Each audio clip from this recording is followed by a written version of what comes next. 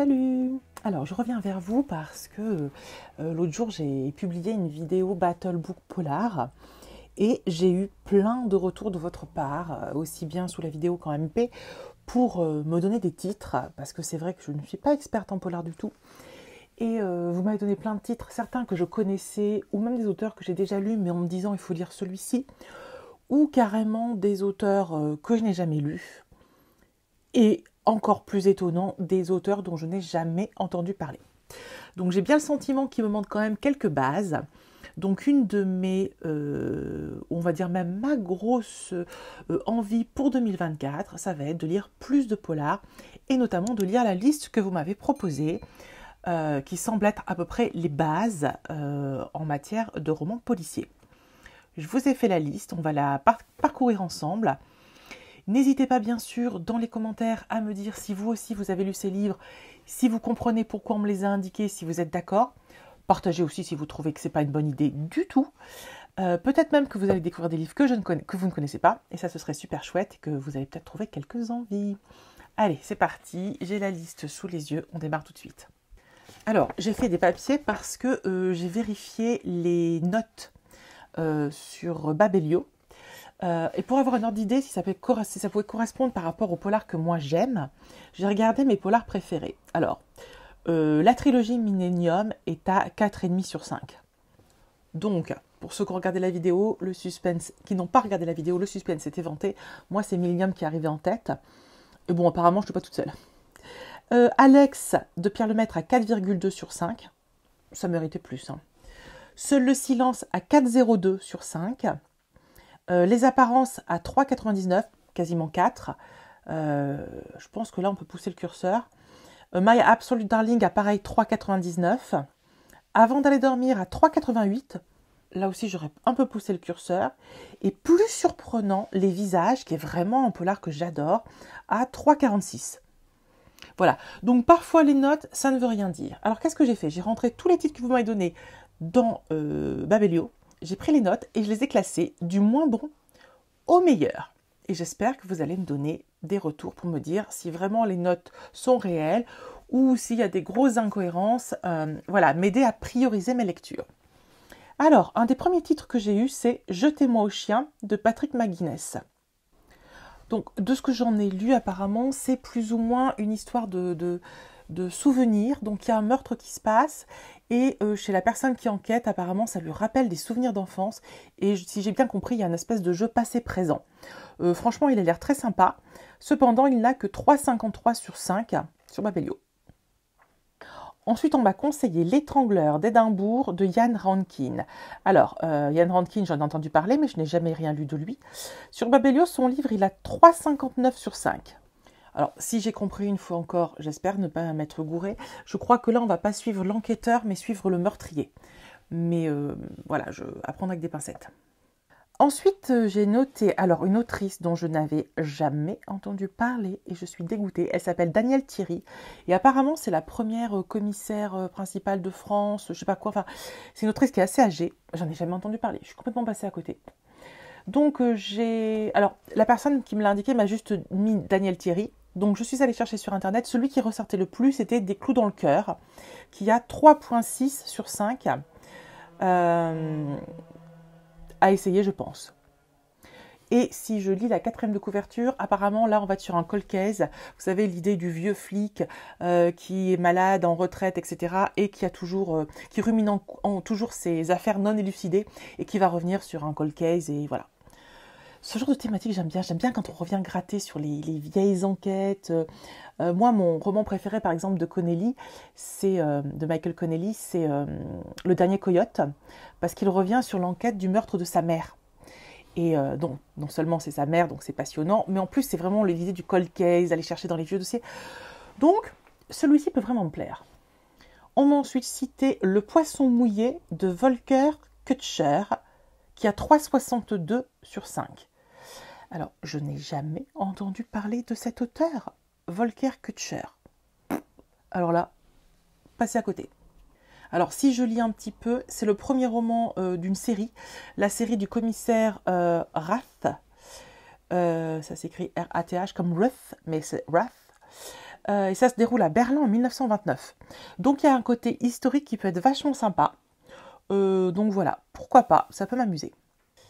Bien évidemment, quand on parle de polar, on ne peut pas ne pas penser à Simenon, et je m'en veux toujours de ne jamais avoir lu de Simenon.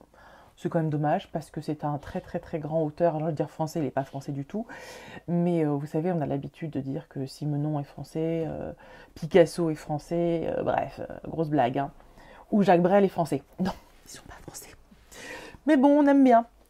Donc voilà, Simenon, j'en ai jamais lu. Je vais très très très envie de lire Le Chat, mais je l'ai pas mis parce que c'est pas un vrai polar. Donc je suis allée taper sur internet, voir les meilleurs polars de Simenon. Il y a une liste qui est ressortie et il y a un titre qui a attiré mon attention parce que j'avais déjà lu des articles sur ce livre et il me fait très envie. Il s'agit de La vérité sur Bébé Donge. Alors ce livre, il a 3,69 sur 5 et on est sur une histoire d'empoisonnement, vous savez, d'arsenic, etc. Un truc un peu à l'ancienne, façon Agatha Christie. Ça peut le faire. Et on repart sur un truc dont je n'avais jamais entendu parler, La mort d'une sirène de Ridal, donc c'est 2 personnes, Ridal et Kaczynski. Ce livre a 3,73 sur 5. J'ai pas bien compris la 4e de couverture, j'ai pas trop bien cherché non plus, parce que j'aime pas trop en savoir. On est à Copenhague sur une idée de la petite sirène. Donc une prostituée est assassinée d'un bain de sang, et apparemment la sœur de la victime dit que c'est Hans Christian Andersen qui l'a assassinée. Il y a un lien avec la petite sirène, un lien avec l'histoire d'écriture, pourquoi pas. Alors le suivant, gros classique du Booktube Game que je vois passer tout le temps, c'est Camilla Grébeux, que je n'ai jamais lu. Donc j'ai mis un cri sous la glace parce que je pense que c'est le premier de la série, si je ne me suis pas gourée. Et j'en entends parler depuis très longtemps, ça se passe à Stockholm, ça fait plutôt envie. De ce que j'ai entendu parmi les collègues booktubeurs, c'est plutôt une autrice qui passe bien. Donc ça me fait assez envie de l'essayer.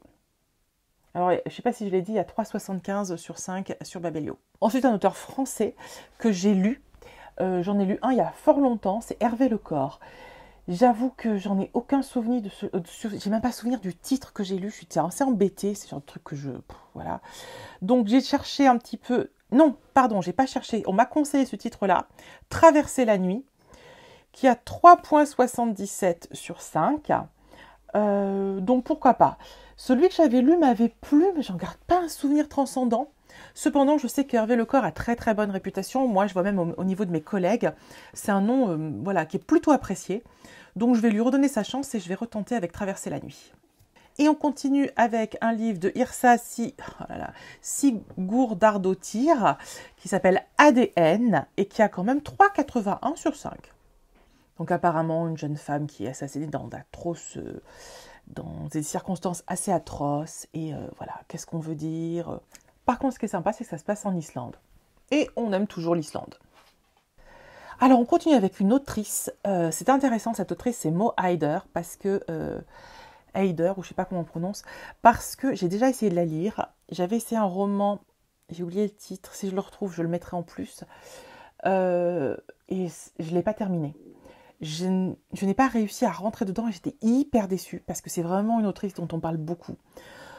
Mais là, on m'a conseillé Birdman, donc je vais réessayer avec Birdman, qui apparemment est plus un vrai polar. Celui que j'ai lu, c'était pas vraiment un polar que j'ai lu. J'ai pas lu justement.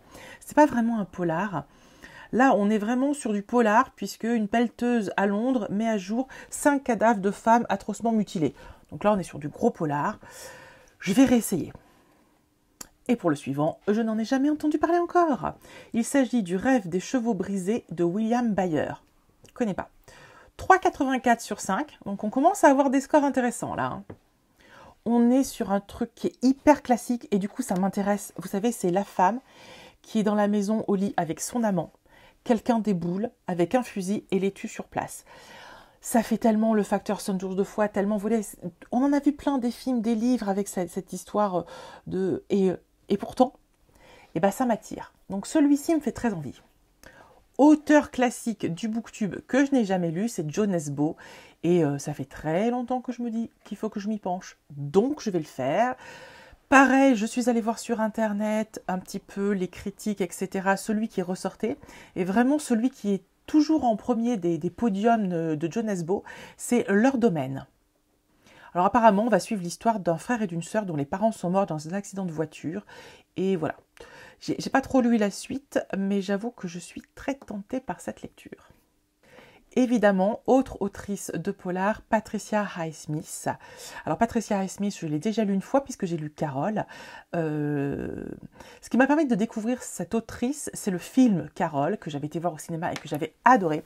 J'avais trouvé ce film extraordinaire et je m'étais dit si le livre est encore mieux que le film, ça doit être top. Donc j'ai lu Carole il y a quelques années. Je pense que j'avais déjà la chaîne à l'époque, donc j'ai dû en parler à un moment donné. C'est un livre que j'ai beaucoup aimé. Mais si vous n'avez pas envie de lire le livre, regardez le film, il est vraiment excellent. Et après, je m'étais dit j'en lirai d'autres et j'en ai pas lu d'autres. Donc c'est l'occasion de reprendre du Patricia Highsmith. Et donc je me suis dit que j'allais prendre Monsieur Ripley, qui est le premier de la série des Ripley, dont plusieurs ont été adaptés au cinéma. Il y a Plein Soleil, il y a Le talentueux Monsieur Ripley. Enfin voilà, il y en a eu plusieurs. Voilà, donc 3,89 sur 5 quand même. Et un repart sur un livre et une autrice dont je n'ai jamais entendu parler. Le loup des Ardents de Noémie Adenis. 3,9 sur 5. Donc là, on commence à avoir du score de qualité. Et sans aller très loin, je vois dans le résumé 1561 Sologne. Je lis pas la suite, je me dis, ça m'intéresse. Le prochain livre est aussi un livre qu'on a beaucoup vu tourner sur les réseaux. J'avais pas été tentée et je ne savais pas expliquer pourquoi, parce que c'est vraiment un livre qui a eu de bons retours. Il s'agit de 1793 de Niklas Nat Oshdag, qui a quand même 3,91 sur 5. Pourquoi est-ce que j'ai boudé ce livre? Je ne saurais pas dire. Je ne devais pas être dans le mood à l'époque. Je ne saurais pas l'expliquer, mais je me dis qu'il faut vraiment que je le tente parce que les retours sont excellents.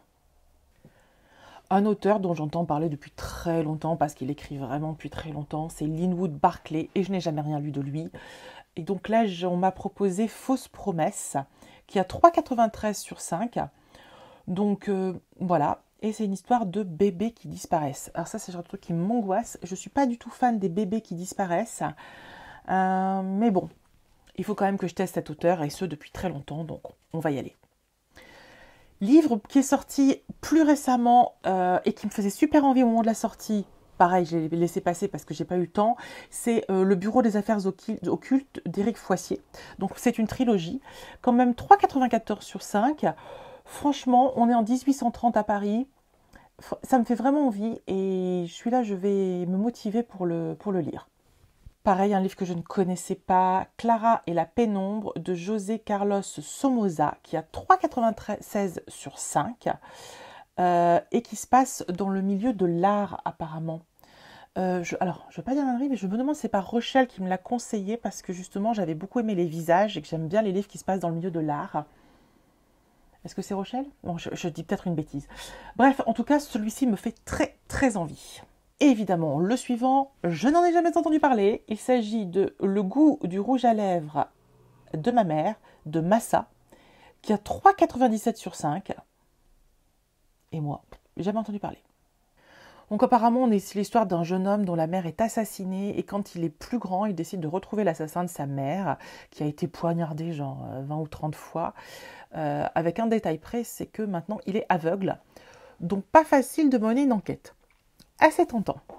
Ensuite, nous avons un autre livre dont je n'ai jamais entendu parler, auteur inconnu au bataillon, La nuit tombée sur nos âmes de Frédéric Paulin. 3,97 sur 5. Alors on est à Gênes en 2001 et l'histoire se passe en marge du G8. Donc apparemment on a une espèce d'ambiance écolo, politico, machin chouette. Pourquoi pas? Qui dit polar dit James Ellroy, évidemment. J'avais toujours voulu lire Le Dahlia noir et je l'ai toujours repoussé. Je ne sais pas pourquoi, tout en sachant quand même un peu pourquoi. C'est que on ne connaît pas le meurtrier en fait. Et j'avais très envie de découvrir l'enquête. Et en même temps, la peur d'avoir une frustration. Du coup, j'ai jamais lu ce roman. Et la personne qui m'a parlé de James Ellroy me conseille Lune sanglante, que je ne connais pas. Que je ne connais pas du tout. 3,97 sur 5, je ne sais pas si je vous l'ai dit. Donc plutôt un roman qui a bien la cote. Je ne sais pas du tout de quoi ça va parler, mais depuis le temps que je dois lire cet auteur, donc je vais m'y coller. Alors, un auteur que j'ai déjà lu et que j'adore, c'est Denis Lehane. Vous savez d'ailleurs, dernièrement, j'ai un gros coup de cœur sur son dernier livre, Le Silence. Donc c'est vraiment un auteur extraordinaire, qui ne fait pas d'ailleurs que du polar stricto sensus. Mais en matière de polar, on m'a conseillé sa trilogie. Je ne sais pas, ici il y en a 3, 4, 5 tomes, je ne sais pas combien il y en a. En tout cas, le premier tome, c'est Un dernier vers avant la guerre, et qui a quand même 4,04 sur 5. Donc ça fait très envie. Et apparemment, on va suivre Patrick Kenzie et Angela Gennaro, qui sont tous les deux détectives privés et qui se connaissent depuis l'enfance. Et voilà. Donc ça a l'air vraiment... Puis, bon, de toute façon, là, pour le coup, je sais que j'y vais tranquille, je ne serai pas déçue. Alors, le suivant ne me l'a pas conseillé, mais par contre, j'ai regardé la vidéo de Flow and Books de Florence, et elle a lu La folie de Johanna Gustafsson, et elle m'a fait super envie. Alors, je ne sais pas si je dois lire L'île de Yule d'abord, parce que dans la vidéo, elle dit de lire L'île de Yule d'abord, mais j'ai pas compris si c'était que les deux livres étaient en lien, ou si c'est juste qu'elle considérait qu'il fallait les prendre dans ce sens-là.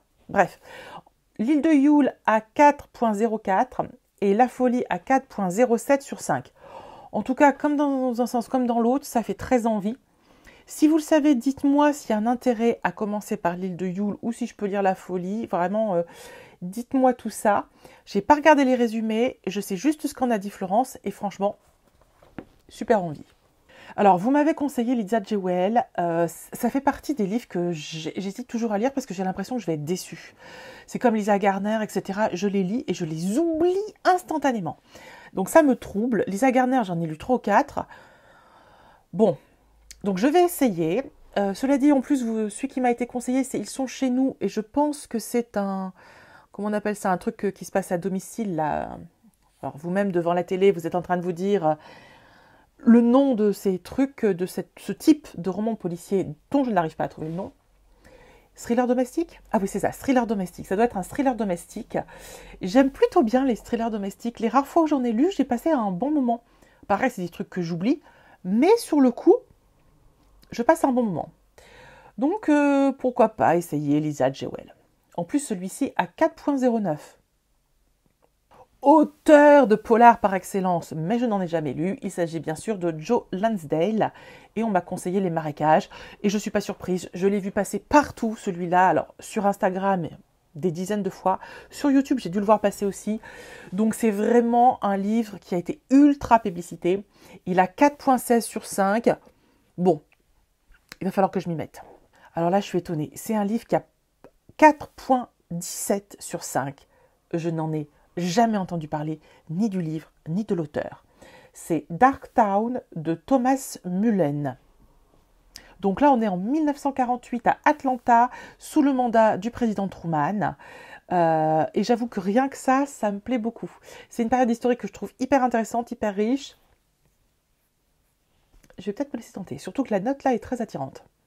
Oh, celui-ci, je le traîne dans ma liste à lire depuis mais tellement longtemps. Oh, il va de liste en liste, de pale en pale, de pile à lire en pile à lire. C'est L'ombre du vent de Carlos Ruiz Zafón. Je pense que tout le monde l'a lu sauf moi. Donc il a quand même 4,19 sur 5. Bon, roman espagnol qui se passe à Barcelone. Malheureusement, Zafón est mort il y a quelques années.